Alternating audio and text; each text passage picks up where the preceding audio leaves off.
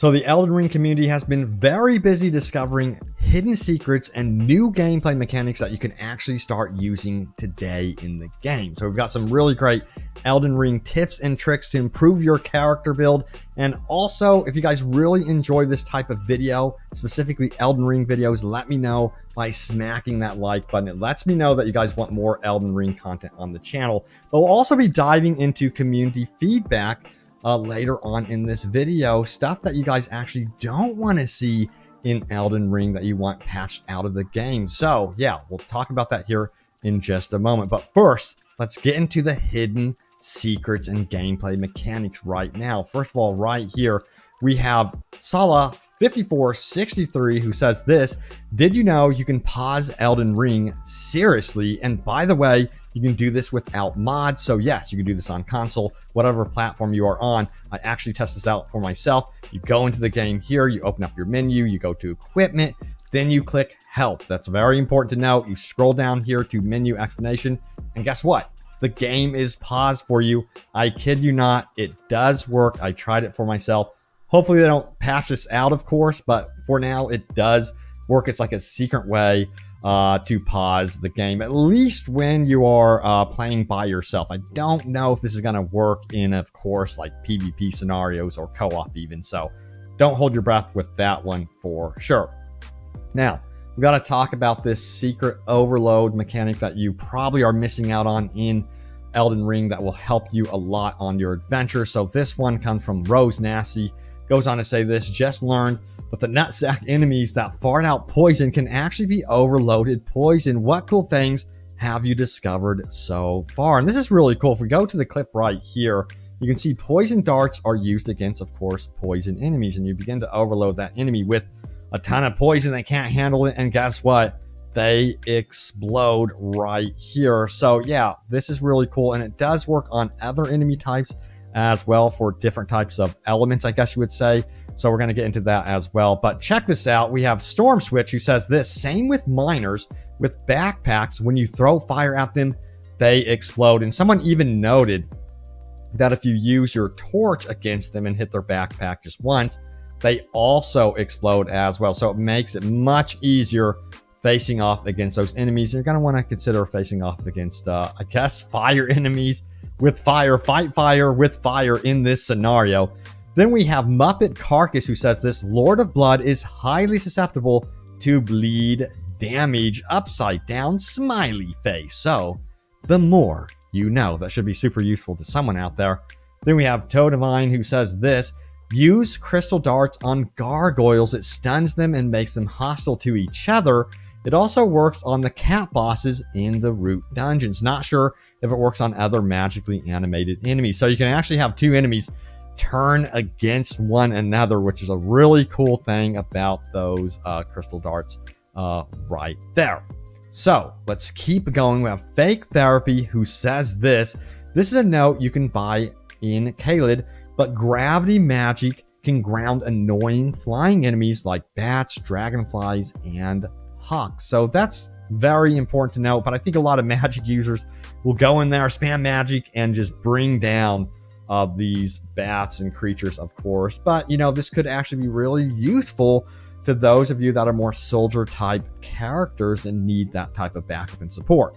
Then we have View Representative 40 who says the undead will take tons of damage from, get this, healing incantation. So this is super important. A lot of people were thrilled to actually find out about this one. You can do a ton of damage apparently against the undead with healing items and healing spells. So that's really, really cool right there. I think that's such a cool hidden gameplay mechanic that From Some Software has thrown in there. Then we have Pavlov's Human who says this: to piggyback off this, holy damage will kill skeletons the first time. They won't try to resurrect. Edit: pure holy damage like the Litany of Death, holy spell, or enchanting your weapon with a magic holy infinity like the one you get from D.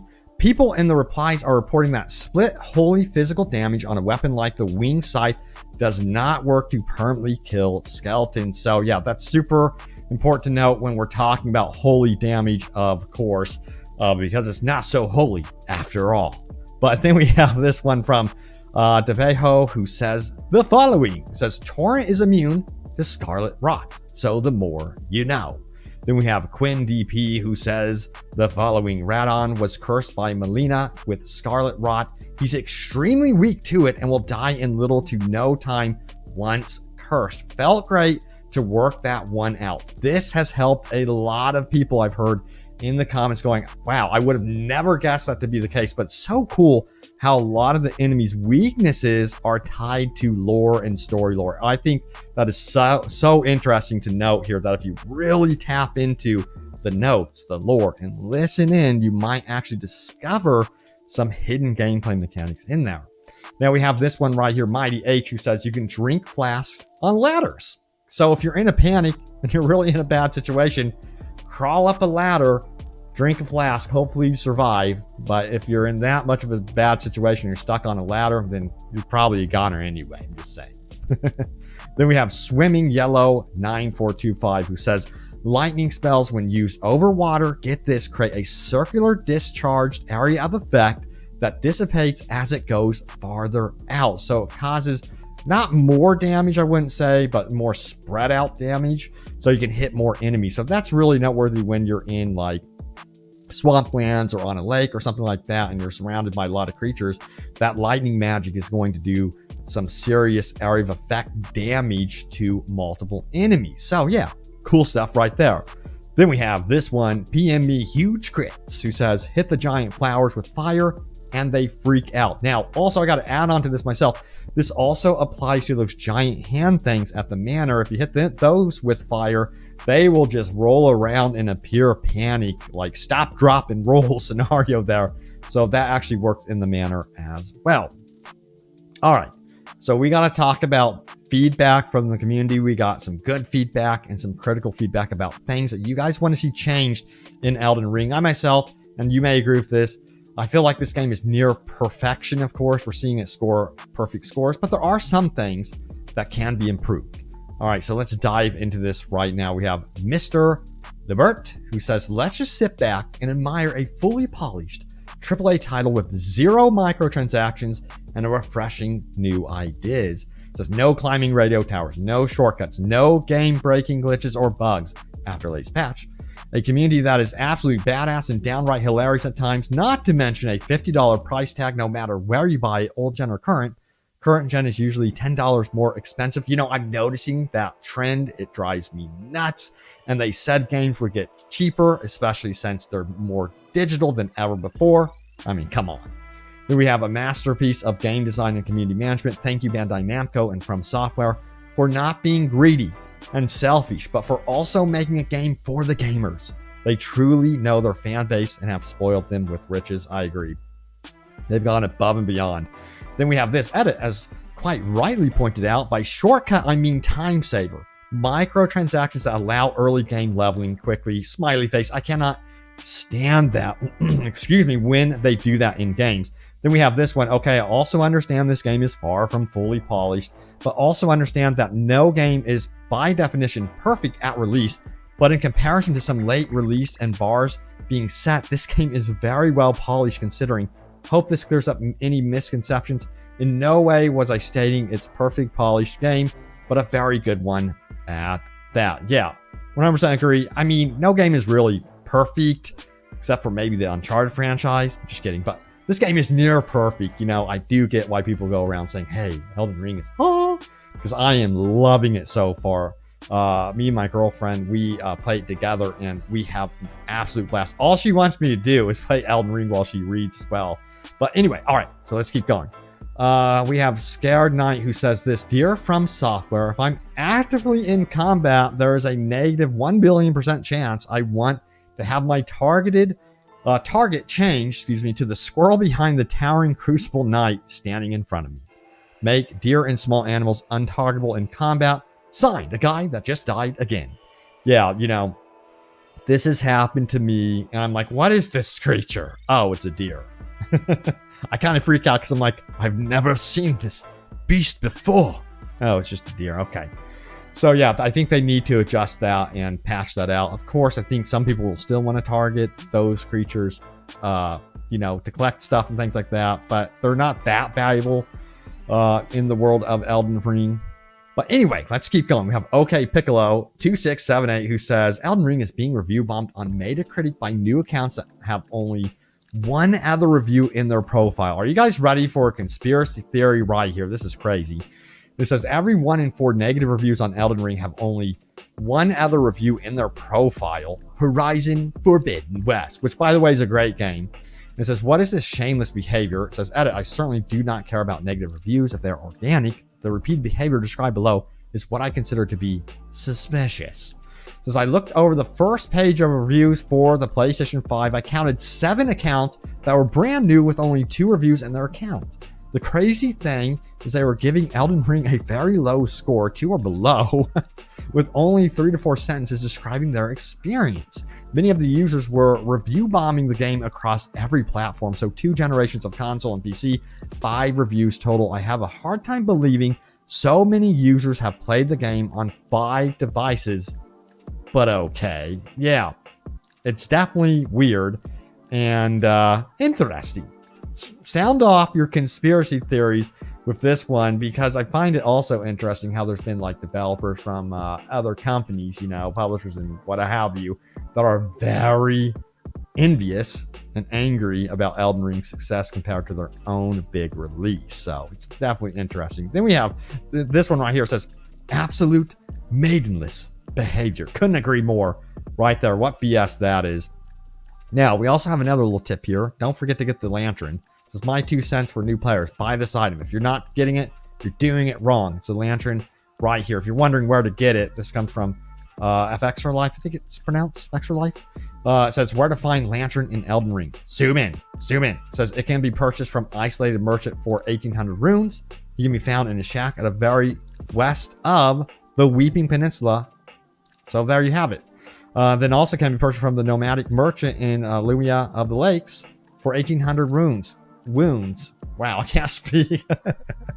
Anyway, there you have it. Go ahead and grab that. You're going to want to grab that item for sure.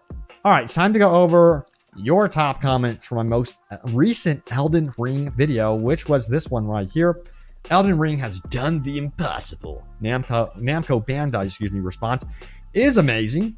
So yeah, you know, Elden Ring, it's hit so many crazy milestones. Like, I think it's over 900,000 concurrent players on Steam. Maybe it hit 1 million finally. It's in the top sellers chart. It's competing with the likes of Assassin's Creed Valhalla, Red Dead Redemption 2, even surpassed Cyberpunk 2077 in its first week of sales in the United Kingdom, which is telling of what's going to be happening in the United States for sure. But then we have these replies right here to my video. We have CurseBarkley, who says this: I have 20 plus hours and haven't even beat the second main boss yet. The exploration and how massive the map is has got me hooked. I've always loved the Souls games, and I've been had an itch to scratch for a new Souls-like experience. This game is going to go far. Can't wait for the DLCs and updates. And you know what? I do believe we will be getting DLCs and updates. This game is just too popular, too successful. It's on a whole other stratosphere. Then we have Blade Rain 47, who says, I legitimately can't pull myself away from this game. I tell myself I'll play other games, but I just love Elden Ring so much. Don't we all? Yeah, a lot of people have outright abandoned whatever they were playing. We have Tuko, who says this: letting employees take time to get out of their office and go get inspired will pay off in spades for Bandai Namco. Yeah, they're doing some cool stuff. If you don't know, they're giving everyone a pay increase that developed the game. And they're doing some really cool stuff to avoid crunch as well. Now, they say this is a big deal for dealing with younger employees in Japan. I'm very excited to see what Bandai Namco comes up with in the future with this strategy. Also, I probably will not get this game for a couple months because I'm playing through Dying Light 2 and Horizon Zero Dawn 2. I think he means Horizon Forbidden West, I'm assuming. Then, of course, Cyberpunk 2077 better come out with something pretty big this year in order to compete with this. I don't think it's going to be able to compete with the entirety that is Elden Ring. You know, I'm just going to say, but I hope whatever they come out with the expansion is good with the price. That's going to be, in my opinion, going to be the most important thing, is that price point, or people are going to roll their eyes because they're going to be competing. You think they're competing now? They're going to have to also contend with Starfield, which is going to have its own neon lit up futuristic city that's very cyberpunk themed. So, I mean, they got to really think outside the box with a lot of the stuff that they're going to do. And I think free content, in my opinion, is the way to go for cyberpunk. Now, yeah, we have Blake Nelson, who says this one right here. Everyone always told me about how they had so many hours in Skyrim because of all the things they wanted to find and explore in it. I never found exploring Skyrim to be exciting enough to get me to spend more than maybe 30 hours in it per playthrough. But my primary save on Elden Ring has 30 hours in it now, maybe more, and I've beaten the first 2 story bosses, but I've been staying around Limgrave and Caelid, exploring everything, trying to find weapons and spells and beat optional areas and bosses. The world is in this game is just so beautiful and well made that I can't help but try and find every secret, complete every character's quest line, find every item. I'm in love with this game, and I'm betting I'll end up with a good couple hundred hours at least before I'm done with it, if not in a butt ton more. Stopped playing Dark Souls 3 with a bit over 200 hours, nice, and Elden Ring already feels so much bigger than Dark Souls 3 ever was. I won't be surprised if I hit 500, 600 hours of play. And he had a lot of people agree with him on that one. So, you guys are addicted, just like me, to Elden Ring. But there it is, some secrets, some critical feedback from the community. If you guys have anything that's hidden gameplay mechanics, critical feedback, what have you, post them in the comments. I love reading your comments, checking out what the community is saying and feeling about, games like Elden Ring. But yeah, stay tuned for more Elden Ring and yes, open world gaming goodness. I hope you enjoyed the video. Smack that like button if you did, and I will see you all next time. Take care.